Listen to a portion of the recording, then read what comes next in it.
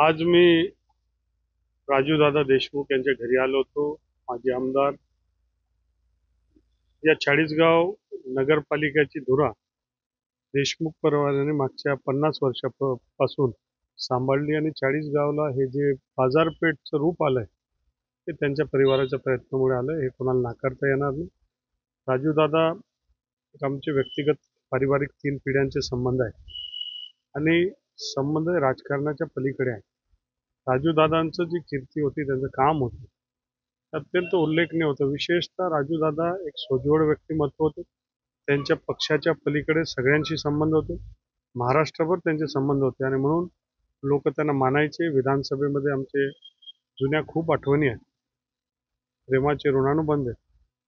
आजही विश्वास होत नाही की ही घटना घडलेली आहे आणि राजूदादाचं कार्य देखील पुढच्या काळामध्ये त्यांचे परिवार, त्यांचे मुलं हे चालू ठेवतील असा विश्वास व्यक्त करतो. त्यांना आदरांजली अर्पण करतो.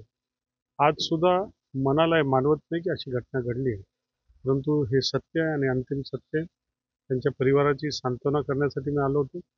महाराष्ट्र सरकार आणि महाराष्ट्रामधलं एक मोठं परिवार देशमुख परिवार म्हणून त्यांची ओळख आहे आणि महाराष्ट्रामधल्या करोडो लोकांची श्रद्धांजली राजूदादांबरोबर आहे.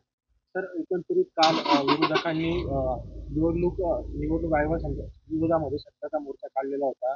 एकंदरीत विरोधक आक्रमक झालेले होते आणि त्यांच्यावर गुन्हे देखील नोंदवण्यात आलेले आहेत. खरं तर विरोधी पक्षाची त्यांची भूमिका ते निभावतात आहे. लोकशाहीचे दोघंही चाक आहेत, सत्ताधारी आणि विरोधी पक्ष, जे ते आपापली भूमिका निभावतात. परंतु लोकशाहीच्या प्रणालीमध्ये निवडणुकीच्या माध्यमातून जनतेला जे मान्य असेल तेच महत्त्वाचं आहे. निवडणुका समोर आहेत, निवडणुका होतील, त्याच्यामधनं जनता ज्यांच्या बाजूनी भूमिका घेतील. मला विश्वास आहे की जनता यांना सत्य माहिती आहे आणि कुठल्या प्रकारचं ही जी निवडणूकची प्रणाली आहे ही अत्यंत पारदर्शक असते आणि म्हणून त्याच्यामध्ये इंडिपेंडंट एजन्सी आहे आणि ते आपल्या पद्धतीने काम करते. त्याच्यामध्ये हस्तक्षेप कोणाला करता येत नाही. तर शेवटचा प्रश्न, महायुती खरं तर उत्तर महाराष्ट्र जो आहे महायुतीचा बालेकिल्ला म्हणून ओळखला जातो. जळगाव जिल्ह्यामध्ये सर्वच्या सर्व आमदार त्या ठिकाणी महायुतीचे आहेत.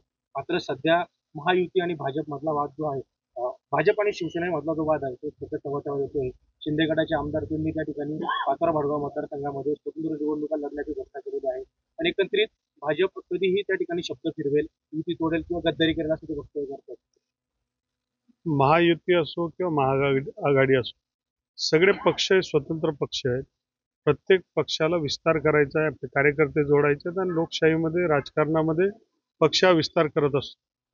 आणि म्हणून प्रत्येक पक्षाने म्हणजे महायुतीमध्ये ही भूमिका आहे की महायुतीच्या माध्यमातून निवडणूक झाली पाहिजे आणि स्थानिक स्तरावर त्यांनी त्याचा निर्णय घेतला पाहिजे. जिथे शक्य असेल युती होईल, अन्यथा स्वतंत्र लढणार. परंतु गुलाबराव पाटील असं म्हणतात की भाजप मशीन आहे आणि चोरांना त्या ठिकाणी पक्ष प्रवेश देते. ते काय म्हणतात ते मी काय ऐकलं नाही. ऐकल्यावर मी प्रतिक्रिया देतो.